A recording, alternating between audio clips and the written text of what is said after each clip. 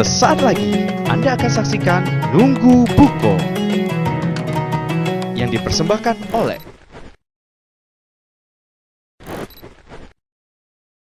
kenal sama Ono. Tahu lah, Suhartono. Iya, yang paling bones itu kan. Aku udah muncak itu. Dia baru beli motor baru. Sombong pecah dak nginjak bumi lagi. Ya Allah. Cak mana nih ama ya dak nginjak bumi lagi pemotor dak nginjak bumi itu, Bin. Pemotor kita manggil, "No." Caca. Mana adek ku ambil ku sendal aku itu. Tapi apa nih dia? Wajar lah.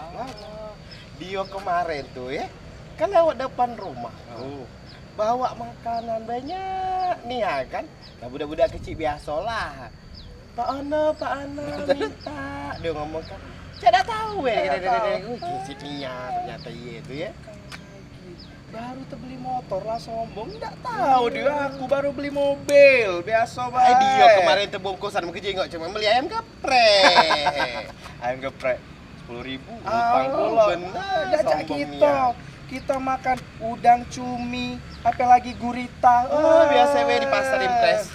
Banyak kan? Banyak. Asal bayo. Tapi kok bisa yo? Alang keriak hidup dia. Berarti yang sama-sama itu tuh riak. Iyalah. Kita tidak riak kita nih. Kita ini kan berbicara kenyataan. Iya, kita kenyataan. Kita belaga. Tidak lihat. Kita punya mobil, punya rumah. Jam aku di sejuta. Cacap. Kau sejuta. Iya. Aku 3,5 juta. DP-nya baik tuh. Iya. Enggak tahu aku beli baju di mana ini. Apa dia? Australia. Cacap. Bajuku. Apa? Ku tahu ya kak. Mana? Shopee. Wepok lah Shopee. Keluaran Afrika. Iya. Tapi kamu ngomongin apa kalau ngeriak cak itu tuh, cak mana lah hukuman hidup dia tuh kaget ya? Gek dulu, sebelum kita nak menghukum wong, Caknya dari tadi kita ngatain Ono tuh sombong riak. Caknya kita yang riak. Tapi tapi kan kita kenyataan. Iya, tapi walaupun kenyataan enggak boleh. Riak cak itu, sombong cak itu. Hai Demdi, aku baru sadar kalau aku puasa. Kau puasa enggak? Puasa lah Bin. Hai dak galak. Aku makan sahur malam tadi kak kesiangan. maaf Cuma nih, minum air putih. aku dak galak. Puasa aku hari ini cuma nahan lapar dan haus. Gara-gara ngomongin wong, riak pulo. Jadi cak mana? Nggak tahu gitu riak tuh kita nih riak atau tidaknya tuh. Kalau cak itu cak mana kalau kita tanya ustad ya, ahli. Iya bener. Mana ustadnya Bin? Ayo tat. Itu Nabin. Peau. Punya 100 bisa kontrak gaji. Beneran bisa? Bisa dong. Di Bank Susul Baba Syariah Lubuk Linggau. Sekarang, dengan Rp100.000, kamu sudah bisa buka tabungan tasbih haji. Cukup dengan mengisi form tasbih haji, KTP, dan setoran awal Rp100.000. Mudah kan?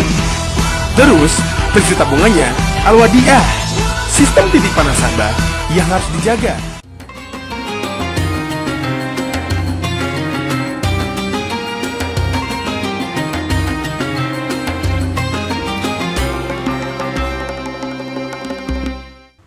Assalamualaikum warahmatullahi wabarakatuh.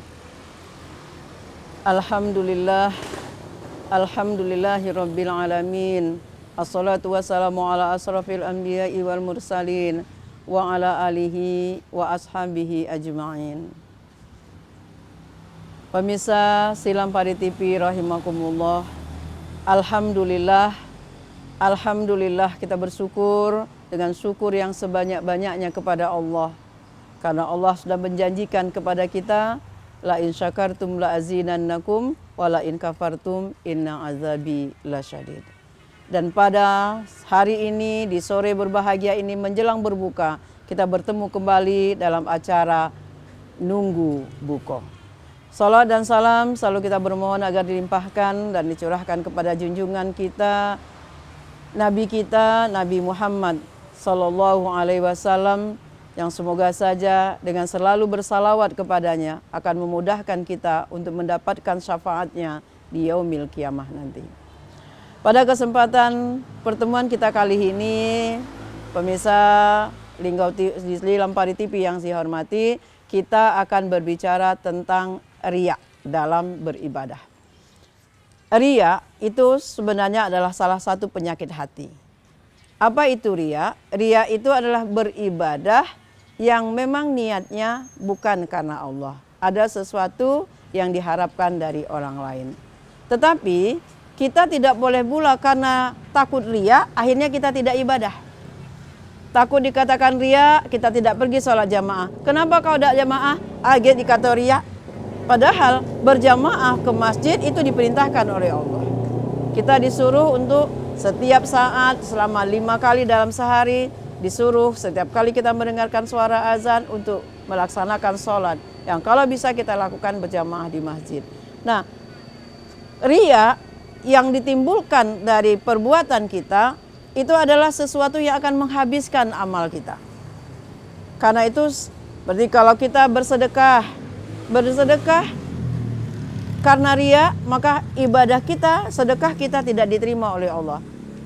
Bagaimana nanti bisa kita ketahui riya atau tidak? Biasanya kalau kita beribadah itu memang diperintahkan, ada ibadah yang tersembunyi, ada juga ibadah yang terang-terangan. Nah, ibadah yang tersembunyi itu kalau kita bersedekah bisa jadi kita memberikannya tanpa sepengetahuan siapapun. Kita masukkan uang ke celengan masjid tanpa kita memberitahukan siapa berapa besar yang kita berikan. Tapi kadang-kadang juga orang sering bersedekah itu ditulis di papan, si Anu nyumbangnya sekian. Nah, orang akan berkata, wah hebat nian ya, yang menyumbangnya banyak sekian M. Nah, ini kadang-kadang dikhawatirkan ada yang mengikuti apa perasaan dirinya, disebut orang. Tapi itu bisa jadi tidak terwujud apabila kita tidak memang punya niat. Kenapa nama kita dicantumkan di sana? Semata-mata untuk memotivasi orang lain. Jadi bukan ingin dipuji atau disanjung orang. Nah, ketika kita beribadah ingin disanjung atau dipuji, ada sesuatu yang kita inginkan selain Allah, maka itulah yang kita tidak diperbolehkan. Dan nanti orang-orang yang beribadah bukan karena Allah seperti ini di akhirat tidak akan mendapatkan pahala sama sekali. Kenapa? Nanti ketika dia datang menghadap Allah dengan pahala sholatnya, pahala sedekahnya, pahala hajinya, pahala puasanya. Nah, ketika dia menghadap Allah, dikatakan, ya Allah dia ahli ibadah, dia ahli sholat. Kata Allah, betul dia ahli sholat, tetapi dia pendusta. Kenapa? Dia sholat bukan karena aku, tapi dia sholat ingin dikatakan orang yang taat ke masjid. Kemudian ketika sedekahnya, dia orang ahli sedekah, banyak sekali sedekahnya. Apa kata Allah? Tidak, dia tidak bersedekah untuk aku, tapi dia bersedekah agar dikatakan oleh orang sebagai orang yang dermawan. Kemudian kalau dia berhaji, maka dia pun akan dikatakan dia sudah berhaji, ya Allah, sudah sekian kali pergi hajinya. Kata Allah, dia bohong, dia berhaji bukan karena aku, tapi dia berhaji karena ingin dikatakan oleh orang. Karena inilah salah satu ibadah yang sangat harus dihindari oleh kita semua. Kita sebagai orang muslim harus ikhlas dalam beribadah. Allah tidak menerima ibadah seorang hamba itu kalau dilakukan tidak karena Allah.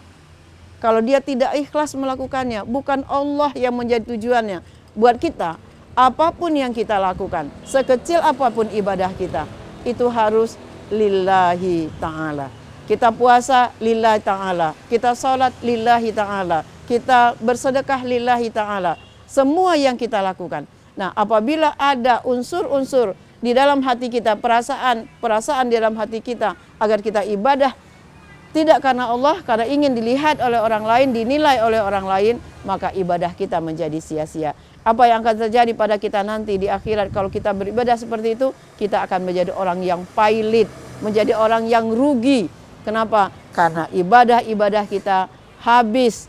Kita mestinya masuk surga, tapi apa yang terjadi? Kita akan dimasukkan oleh Allah ke dalam neraka karena perbuatan kita. Yaitu apa? Tidak ikhlas dalam beribadah. Jadi mari kita hindari sifat yang sangat tidak terpuji ini agar kita betul-betul mengikhlaskan semua ibadah kita. Bagaimana buktinya kalau memang kita ikhlas? Kalau kita ikhlas, kita bersedekah, tidak disebut orang, kita tidak marah. Ketika kita ikhlas beribadah, tidak dikatakan orang alim, kita tidak marah. Ketika kita ikhlas beribadah, tidak ada pujian buat kita, kita merasa tidak apa-apa. Kenapa? Karena kita memang melakukannya hanya karena Allah, bukan karena manusia, bukan karena ingin disanjung atau dipuji oleh manusia. Mungkin ini barangkali pertemuan kita di sore yang berbahagia ini. Saya mengucapkan selamat berbuka puasa kepada seluruh pemirsa Silam Padi TV yang dirahmati Allah. Mudah-mudahan Allah memberkahi kita, memberikan nikmatnya kepada kita, dan memberikan yang terbaik untuk kita dalam kehidupan dunia kita sampai nanti kehidupan akhirat kita. Mohon maaf kalau ada perkataan yang kurang tepat, yang tidak pada tempatnya. Allah tempat saya mohon ampun. Saya dengan salaman ucapan Assalamualaikum warahmatullahi wabarakatuh.